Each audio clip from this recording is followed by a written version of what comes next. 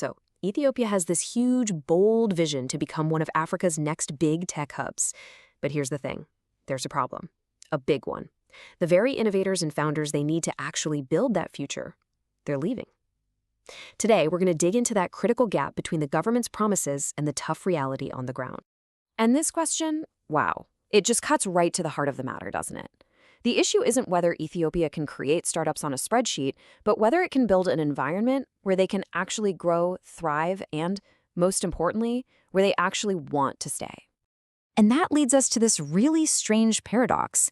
You've got a country laying out these grand plans for a digital future, but at the same time, the very entrepreneurs who are supposed to build it are quietly packing their bags. So why is this happening? Let's break it down. Okay, first things first, let's look at the promise. Because, on paper, the government's vision is pretty impressive. There's a clear commitment to creating a modern digital economy. And you can see it here. The initiatives are broad and they look great. You've got these long-term strategies like Digital Ethiopia 2030, coding programs, even a specific Startup Proclamation. These are all the right signals. It shows real intent. But as we're about to see, good intentions are only half the battle. All right, now for the other half of the story. Let's talk about the day-to-day reality for an entrepreneur in Ethiopia. This is where that shiny vision meets some serious friction. And let's be super clear about something. This is not about a lack of patriotism. These are builders who deeply want to create solutions in their home country. The problem is a fundamental mismatch of speed. Startups have to move at lightning speed, but they're running into systems that are, well, anything but.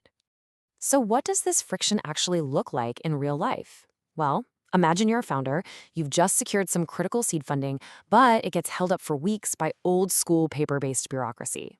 Your investors' confidence? Gone. Then, when you finally get a grant, it gets taxed like it's pure profit. And to top it all off, you suddenly find yourself competing with a new state-backed platform that popped up out of nowhere. See, these aren't just minor headaches. For a startup, these are life-or-death threats. Now, to really understand just how different things could be, we just need to look at a regional competitor that's actively scooping up all this talent, Rwanda. I mean, just look at this side by side. It is night and day.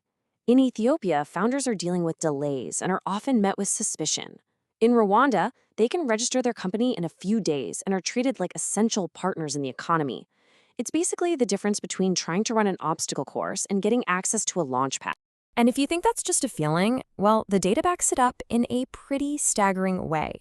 According to the World Bank, Rwanda ranks 38th in the entire world for ease of doing business. Ethiopia is way down at 159th. That is a massive, massive gap that has real-world consequences for every single entrepreneur on the ground. And this isn't a talent issue. Not at all. Ethiopia has brilliant, ambitious founders. This is purely an execution gap. It all comes down to whether the actual machinery of government is built to support innovation or to accidentally stifle it. So what are the stakes here? Why does this brain drain actually matter so much? Well, the cost of doing nothing, it's incredibly high.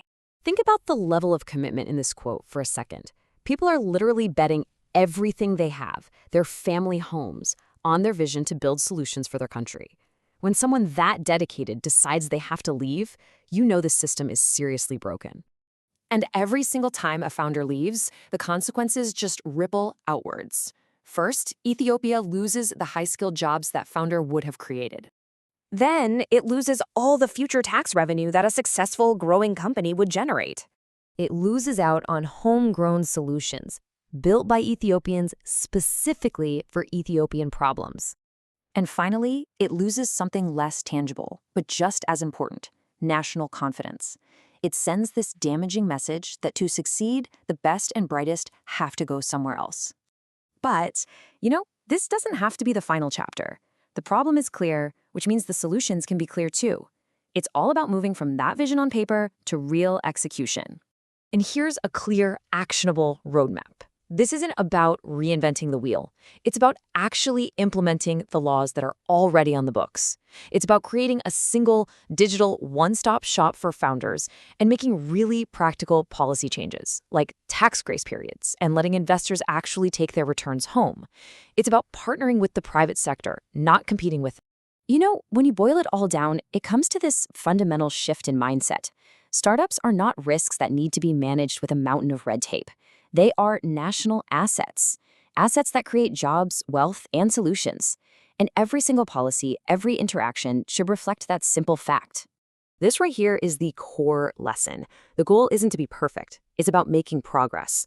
Rwanda is winning this race for talent, not because it's a perfect system, but because it has made a very deliberate, very strategic choice to find and remove friction for entrepreneurs. That's the whole game. And so, that leaves us with one final, crucial question. The vision for an innovative Ethiopia is there. It's clear. It's commendable. But a vision on paper doesn't build an ecosystem. The only thing that matters now is execution. Thanks for joining this explainer.